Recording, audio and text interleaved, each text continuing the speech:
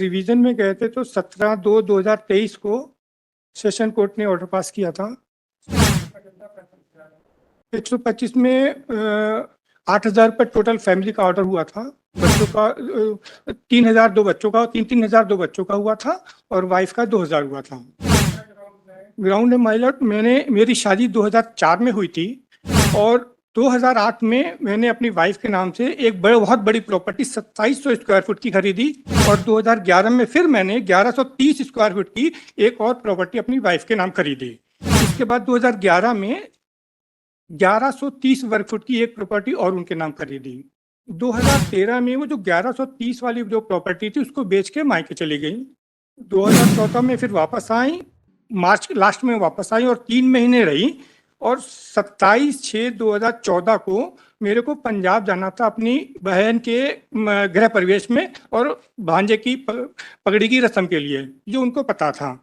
तो उन्होंने अपनी माता जी को 23/6/2014 को लखनऊ बुला लिया और जो 2700 वर्ग फुट की जो प्रॉपर्टी थी उसको भी वो बेचने की कोशिश करने लगी, जिसकी मैंने कंप्लेन करी थी।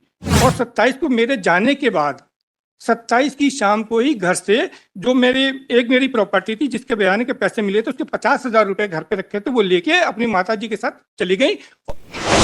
मेरी एक प्रॉपर्टी थी, हाँ मेरे नाम की थी वो, उसके मेरे बयाने के पैसे मिले थे मेरे को, तो वो पैसे घर पे रखे हुए थे।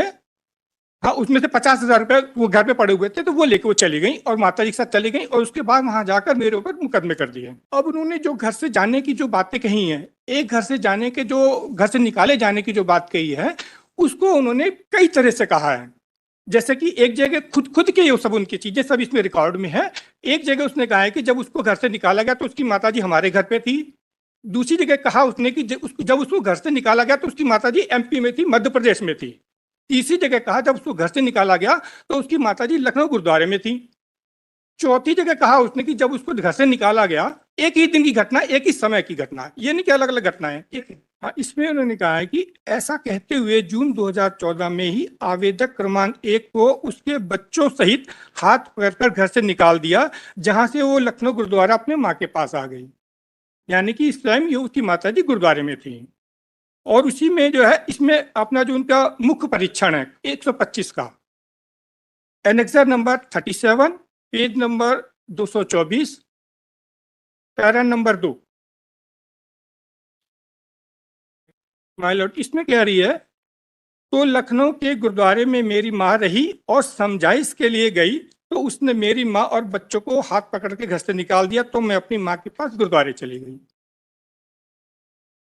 और तीसरी जगह वो कह रही इसी के क्रॉस के annexure number 37, page number 230, para number 21 में कह रही है कि यह सही है कि मैंने अनावेदक के विरुद्ध घरेलू हिंसा का मामला चलाया है। और घरेलू हिंसा के मुकदमे में ही उन्होंने ये लगाया है, कहा है कि उनकी माताजी को उन्होंने जब उनको घर से निकाला गया तो उनकी माताजी एमपी में थी। इसमें कह रही है, अंत में अनावेदक क्रमांक 1 द्वारा आवेदिका क्रमांक 1 व उसके बच्चों को घर से निकाल दिया। मजबूरी में आवेदिका क्रमांक 1 द्वारा अपने परिजनों को फोन पर सूचित किया, तब आवेदिका क्रमांक 1 की माताजी अपने परिचितों को लेकर 23/6/2014 को लखनऊ आई। यहाँ पे कह रही कि जब उनको निकाला गया तो उनकी माताजी एमपी में थी। लिखा है कि तो मुझे लखनऊ में पैसा नहीं भेज पा रहे थे तो मेरे पति ने मुझे घर से निकाल दिया तथा मेरे 2 छोटे बच्चों को भी घर से निकाल दिया। दिनांक 27/6/2014 को मेरे माता पिता ने मेरे पति को समझाया, हाथ जोड़े, पर वे नहीं माने। पैरा नंबर 21 मालूम। इसमें कह रही हैं, यह कहना गलत है कि मेरे पिता मुझसे मिलने जून 2014 में लखनऊ आए थे। जब 2014 में आए ही नहीं थे तो उनके माता पिता ने मेरे आगे हाथ पर कैसे जोड़े माय लॉर्ड। इसमें 3 कंडीशन दी हैं कि पत्नी को किस कंडीशन पे उसको भरण पोषण नहीं मिल सकता। मैं माय लॉर्ड, मैं यहाँ पे बच्चों के भरण पोषण के लिए कहीं पर भी नहीं कह रहा हूँ मैं उनका नहीं दूंगा। इसमें कहा गया है कि अगर वो कहीं अडल्ट्री में रह रही तो उसको नहीं मिलेगा, या वो हम दोनों सहमति से अलग रह रहे हैं तो नहीं मिलेगा, या वो यदि वो पर्याप्त कारण के बिना अपने पति के साथ रहने से इनकार करती है तो उसको नहीं मिलेगा। तो ये जो भी कारण बताए हैं ये किसी भी तरह से सारे एक साथ संभव नहीं हो सकते। और एक चीज और है माय लॉर्ड, एनेक्सर नंबर वो क्रॉस ही है सर माय लॉर्ड, 37, एनेक्डोटा नंबर 37, पेज नंबर 230। हाँ 230। हाँ जी 230। इसके पैरा नंबर 20, इसमें माय लॉर्ड मैंने क्रॉस की, जो लोअर कोर्ट में क्रॉस मैंने ही किया था माय लॉर्ड। तो इसमें मैंने उसे सवाल पूछा था कोर्ट में कि आप अपने बच्चे के साथ अपने पति के पास वापस जाना चाहेंगे? कहती नहीं जाएंगे। फिर मैंने दूसरा सवाल किया, यदि आपके पति आपके पास मायके में आकर आपके पास साथ रहें तो क्या आप मायके में उनके साथ रहेंगी? तब भी कहती नहीं रहेंगे। ना वो मेरे साथ मेरे अपने मायके में रहना चाहती, ना वो मेरे साथ मेरे ससुराल में रहना, अपने ससुराल में रहना चाहती। और झूठे एलिगेशन सारे लगाए हैं। और माय लॉर्ड इस तरह से बहुत सारे झूठ, इसमें एक तो ये सिंपल सा है, इसी के साथ ही उन्होंने मेरे ऊपर आरोप लगाए हैं कि शादी में उनके फादर ने मुझको 5 लाख रुपए दिए, उसके बाद मुझको 2.5 लाख रुपए दिए, उसके बाद जो मैंने 2700 स्क्वायर फुट की प्रॉपर्टी जो खरीदी है इसका भी पैसे उनको दिए, उन्होंने दिए हैं। लेकिन जो ये मैंने 2700 स्क्वायर फुट की जो प्रॉपर्टी खरीदी है मैंने बैंक से लोन लेके की, जिसके लोन के पेपर इसमें लगे हुए माय लॉर्ड। और जिस दिन रजिस्ट्री हुई थी उसमें से 2,80,000 रुपए मैंने नकद उसी से निकाल के दिन दिए थे पैसे। वो बैंक का पूरा स्टेटमेंट, लोन के स्टेटमेंट और बैंक का स्टेटमेंट सारा लगा हुआ है इसमें। दिल्ली हाई कोर्ट का एक जजमेंट था जिसमें कहा गया कि अगर पति ने अपनी कमाई से, अगर वाइफ हाउस वाइफ है, सर एक चीज और, एक रिक्वेस्ट और है माय लॉर्ड, लास्ट ईयर मेरी वाइफ की डेथ हो चुकी है। सर एक रिक्वेस्ट, पूरी बात तो सुन लीजिए मेरे को, प्लीज मेरी बात सुनिए। इसमें जो पूरा जो मुकदमा है इसमें माय लॉर्ड इतने झूठ बोले गए, इतने झूठ बोले, प्लीज प्लीज प्लीज एक रिक्वेस्ट है। नहीं प्लीज सर मेरी रिक्वेस्ट सुन तुझे। आपको क्या पॉजिटिव ऑब्जर्वेशन देगा, देखिए उचित है कि नहीं मैं नहीं जानता, परंतु कानूनी रूप से मृत व्यक्ति के पक्ष में ना के खिलाफ आदेश हो सकता। ठीक है, पक्ष में जो आदेश है उससे आपको तकलीफ नहीं है? बिल्कुल नहीं है हम। हाँ जी हाँ जी। नहीं माय लॉर्ड मेरी एक रिक्वेस्ट है, मेरी बात सुन ली जाए। हम ये कह रहे हैं कि मेरे को इतने सारे झूठ होने के बाद भी मेरे को लोअर कोर्ट ने दोषी तैयार कर दिया, और उसके बाद एक भी रुपया मुझको दिया नहीं गया और मुझ पे इतने बड़े बड़े एलिगेशन लगाए गए। सर लास्ट एक रिक्वेस्ट है मैंने एक आईएएस में लगाया हुआ है कि उनके फादर ने, उसने कहा कि उनके फादर ने पैसा दिया तो उनको बुला के पूछा जाए।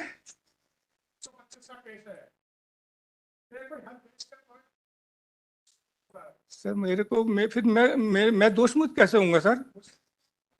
सर वो नहीं आ रही है तो जो सब, नहीं नहीं एक सेकंड, अगर आप इस रिकॉर्ड को देख लीजिए और उसके हिसाब से ऑर्डर पास कर दीजिए माय लॉर्ड।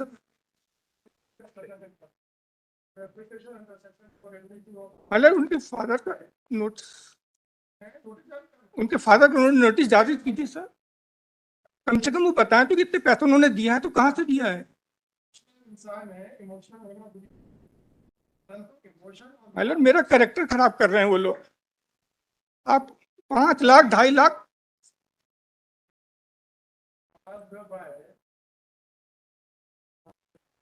सेशन पे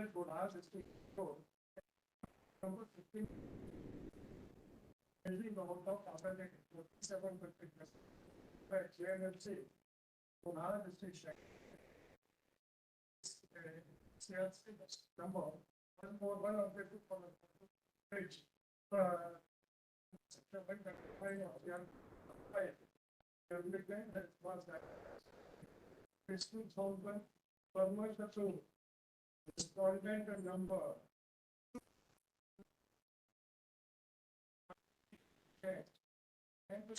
and an amount of 3,000 each. Respondents number 3 and 4. Academic children appear. The outside it is submitted by council top. The false allegations made by his wife. Therefore, he does not have any objection to the maintenance amount faced by the courts below with regard to his children. And therefore, he would confine his application only to the maintenance amount awarded to his wife for public respondent of the court.